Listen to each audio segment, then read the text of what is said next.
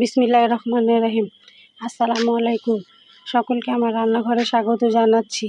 আজকে আমার রান্নাঘরে নিয়ে এলাম লইটা শুটকি মাছের ভর্তা। এই যে দেখেন কত সুন্দর লোভনীয় হয়েছে। চলুন দেখি কিভাবে করলাম। এখানে আমি এই যে শুটকি মাছকে সুন্দর করে পরিষ্কার করে নিয়েছি। এখানে আদা, রসুন, কাঁচামরিচ নিয়ে নিয়েছি, পেঁয়াজ কুচি নিয়ে নিয়েছি। এখন কড়াইয়ে আমি সামান্য সরিষার তেল দিয়ে এর মধ্যে রসুন দিয়ে দিলাম কিছু, দিয়ে এখন এই রসুনের মধ্যে আমি পরিষ্কার করে রাখা শুটকি মাছগুলো দিয়ে দিলাম। আমি এই শুটকি মাছগুলোকে আগে শুকনো কড়াইয়ে ভেজে নিয়ে তারপর গরম পানিতে 20 মিনিট ভিজিয়ে রেখেছিলাম, দিয়ে সেটা সুন্দর করে আমি পরিষ্কার করে নিয়েছি, কিন্তু সেই ভিডিও ক্লিপটা আমার ডিলিট হয়ে গেছে, এই জন্য আমি ওটা দিতে পারিনি।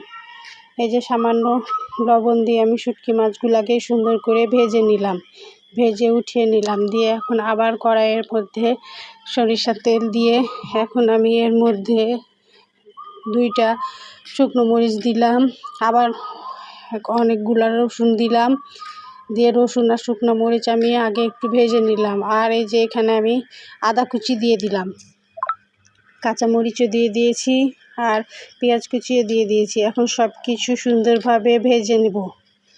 বন্ধুরা, আমার ভিডিও যদি আপনাদের ভালো লাগে তো অবশ্যই আপনারা আমার পাশে থাকবেন। আর যারা আমার পাশে আছেন তাদেরকে অসংখ্য ধন্যবাদ। যারা ইউটিউব থেকে দেখছেন তারা একটা সাবস্ক্রাইব লাইক করে আমার পাশে থাকতে পারেন। আর যারা ফেসবুক থেকে দেখছেন তারা ফলো দিয়ে আমার পাশে থেকে যেতে পারেন। আর যারা এই কাজটি করেছেন তাদেরকে অসংখ্য ধন্যবাদ। এই যে আমি সুন্দরভাবে রসুন পেঁয়াজগুলোকে ভেজে নিচ্ছি, একটু পর পর নেড়ে চেড়ে দিচ্ছি আর ভেজে ভেজে নিচ্ছি। মানে অনেকগুলো রসুন পেঁয়াজ দিয়েছি। এই যে শুটকি মাছের ভর্তায় যত রসুন পেঁয়াজ দেওয়া যায় খেতে কিন্তু তত ভালো লাগে। যদিও আমি এটা খাই না, তারপর আমি এটা রান্না করি। এই যে একটু পর পর আমি নাড়াচাড়া করে দিচ্ছি যেন রসুন পেঁয়াজগুলো সুন্দর করে ভাজা ভাজা হয়ে যায়। যারা শুটকি প্রেমী তারাই বোঝে শুটকি মাছের কেমন লাগে, কিন্তু আমি কখনো খাইনি। আমি এটার গন্ধই নিতে পারি না, এই জন্য আমি এটা খাই না। কিন্তু যেহেতু আমার বাসার সবাই পছন্দ করে, আমি রান্না করে দিই। এই যে এখন ভেজে রাখা শুটকি মাছগুলো দিয়ে দিলাম, দিয়ে এখন রসুন পেঁয়াজের সঙ্গে মাছগুলোকে আমি আবার ভেজে নিচ্ছি। আমি প্রথমে একবার ভেজে নিয়েছি, তারপর পানিতে ভিজিয়ে রেখে আবার তেল দিয়ে ভেজে নিয়েছি, নিয়ে এখন আবার আমি সুন্দর করে পেঁয়াজ রসুনের সঙ্গে ভেজে নিচ্ছি। আর এখানে আমি কিছু কাঁচা পেঁয়াজ দিয়ে দিলাম আর হলুদের গুঁড়ো দিয়ে দিলাম, আর এই যে 1/2 চামচ মরিচের গুঁড়ো দিলাম। ভর্তাতে একটু ঝালঝালি ভালো লাগে, এই জন্য আমি আবার এখানে 1/2 চামচ মরিচের গুঁড়ো দিয়ে দিলাম। দিয়ে এই যে আমার ভাজা হয়ে গেছে। এখন মাছগুলো সিদ্ধ হওয়ার জন্য সামান্য পানি দিয়ে দিলাম, দিয়ে এখন ঢাকা দিয়ে দেবো যেন মাছগুলো সিদ্ধ হয়ে যায়।